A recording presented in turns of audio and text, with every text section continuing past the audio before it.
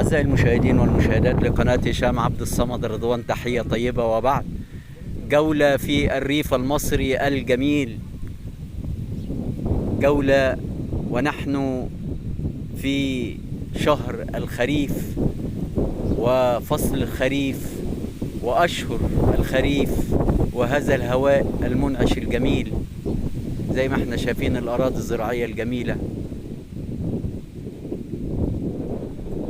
وزي ما تحدثنا قبل كده وقلنا ان الفلاح المصري انسان ذكي جدا، بيقتطع جزء من الارض بسيط وبيزرع فيه نخيل وموالح واشجار فاكهة.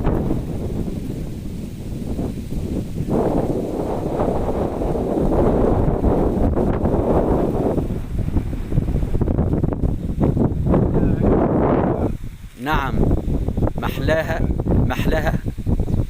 عيشة الفلاح، صحيح. ايوه ايوه، نعم نعم.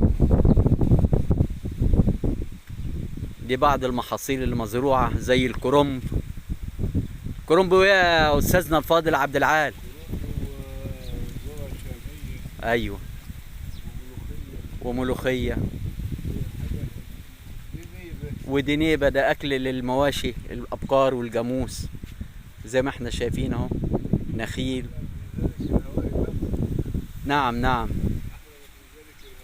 ايوه، احلى ما في ذلك الهواء النقي. نعم.